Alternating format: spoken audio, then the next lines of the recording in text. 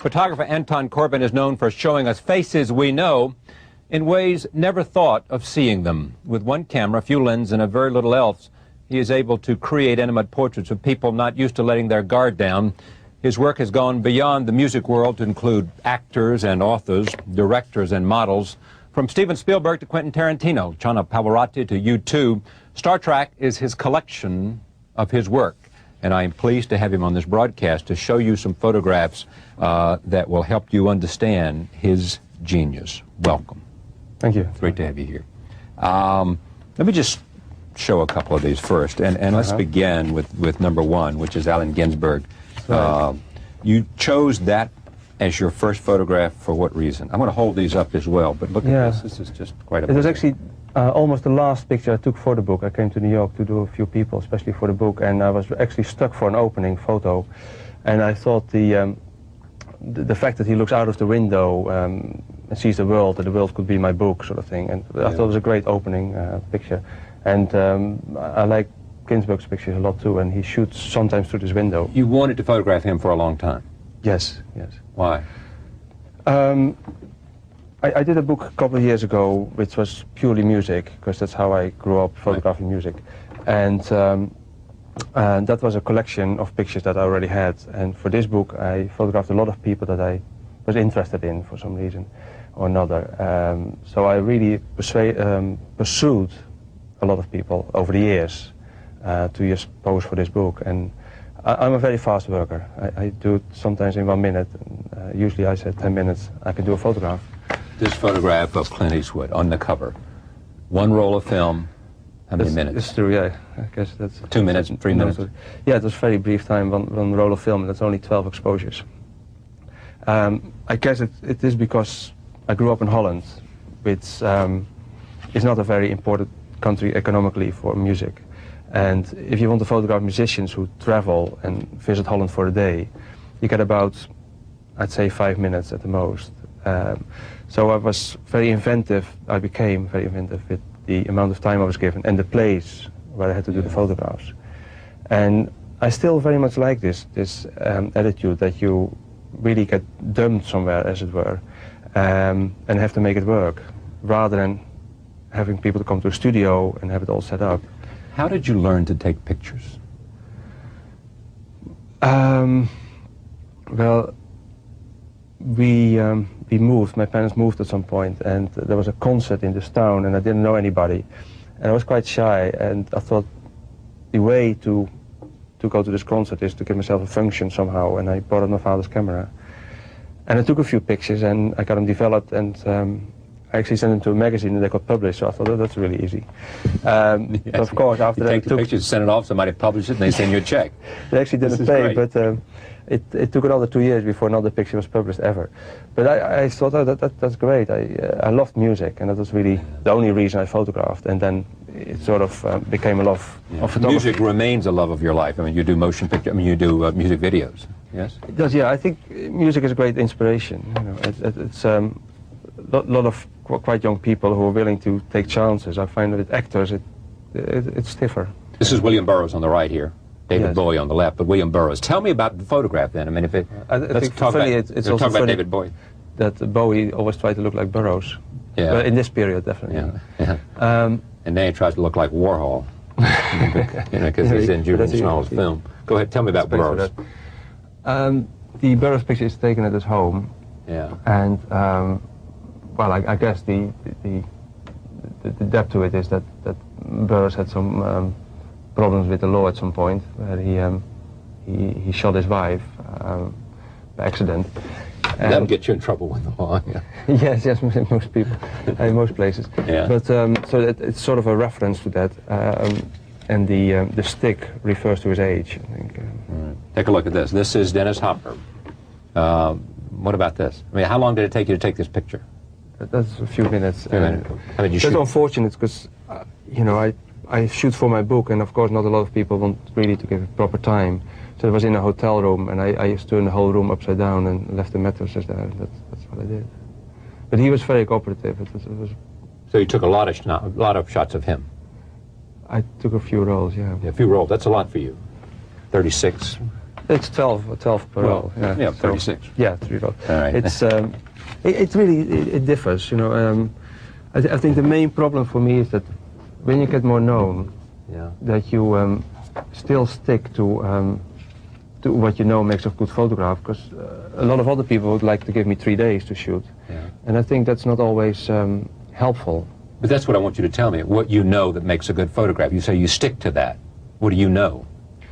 Well, I know that time is not always a plus. I think sometimes the tension that you have to create something in a short period of time can be very beneficial. And also, if you photograph people quite soon after meeting them, that sometimes also... That's you two right there, huh? That's you too, yeah. Yeah. Well, that doesn't say so, but I can tell by the names of the guys. Yeah, well, it's called like that because it sounds a bit more like the Beatles. Yeah. That way. But that's quite an interesting picture, I think, because it's a very different method I use there. You too. Yeah. The colors in there are not natural. What are they then? They're taken with a what you call in England a torch. Yeah. Here you call it a flashlight. A flashlight. And it is a method where you leave the camera open for several minutes. Yeah. Sinatra ought to be thrilled by this. I'm sure he is. Yeah, he likes it. He likes it, doesn't he? Now, how do you know he likes it? Because I asked him for permission to use the photograph. Ah, and he said yes. He said yes, so he must like it. Yeah. How did it happen? It's it's a problem for me to talk about a lot of pictures, but I don't want to give away too much and make a photograph one-dimensional. You know, I think if you tell a lot of things about photography, about certain photographs, that in the end becomes the only way a viewer can see this picture. Is through what you say. So you'd rather them sort of project how they feel onto the photograph. I think it leaves more things open, and it makes it a bit more alive, I think, for viewers. There's always this picture with Marianne Faithfull where she drinks a cup of coffee in a bra, and people always want to know what happened. And, you know, that's a perfect example. You can say, well, I had a great night with her. You can say, well, it was a photo call. There were 20 photographers standing around me. Yeah. Or maybe I was just visiting. Do you? And I think that this background information is really important, how you watch a photograph. Do you like, I mean, the human face is your favorite form. I mean, I think so, yes. You find each one interesting and different and unique and reflecting different experiences. Mm-hmm. And yeah, I mean, I think it is a bit odd. I have photographed so many people all over the world, but... Have you ever wanted to do anything other than take pictures? Yeah, well, I would... like to make movies, like... I've done a very short movie, I should say, on one of my favorite subjects for photography called Don van Vliet. He used to be called Captain Beefheart. Yeah. And I really, really love the man. And I visit him now and then, so I made a little film about this. It incorporates David Lynch as well, for the BBC. Yeah. And it was the first time I made something on film without music as an underground. I did a lot of videos, but it also has a basis in music. And I very much enjoyed it, so I would love to see. Is there more of an appreciation of still photography in Europe, in Holland, in England than there is here? In England, not, I would say. Less. In England, it's hopeless.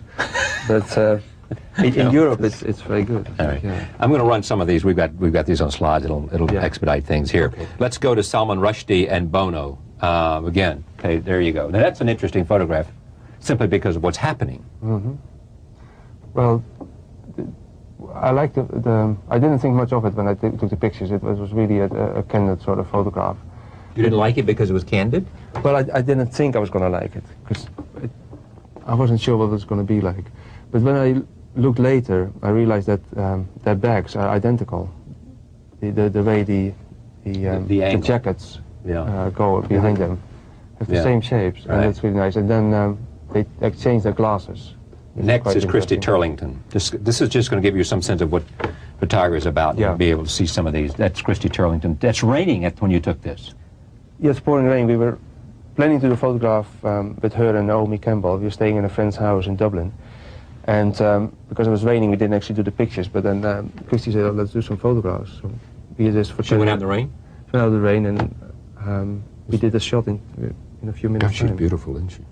Yeah, she's very beautiful. Okay, the next one is Steven Spielberg. Yeah, well, the idea behind this was really... Trick shadows. Trick shadows, yeah. I feel that Steven's always been photographed as a businessman. Yeah. And I thought there must have been once this kid that used to play with a torch at home or a little light, and I wanted to bring that back. And next is Courtney Love. No, next is Mick Jagger. Yeah. Not Courtney Love at all, is it? No, not least. Yeah, with Mick, I felt that the last 10 years I hadn't seen a proper picture of the Stones, so I said I'd love to do some shots, but I'd like to incorporate some echo from the 60s and 70s, where they were much more experimental in the way they took pictures of the Stones. So the tongue, in a way, I guess looking back, refers to Andy Warhol's sleeve, and then the mask and the coat, maybe 270 shot with Michael Cooper. He's one of my favorite photographers. Michael Cooper is? From the 60s, 70s, he did a lot of the Beatles and Stones. He hung out and he made a whole document of that whole era. It's really rare nowadays because it's very, it's hard to get two people and do proper pictures. This is Courtney Love. Yeah. Next is Johnny Cash. Yeah, great name. Next is Clint Eastwood, the cover we showed you earlier. Yeah. And what's his finger saying? Get that camera out of my face? Maybe. I just felt that you could still tell it's Clint Eastwood without seeing his mouth, and so there was a power to this picture. And finally, our Isabella Rossellini. I'm struck by how good they look in the book. I mean, the printing of them is also rather extraordinary. And I thank you.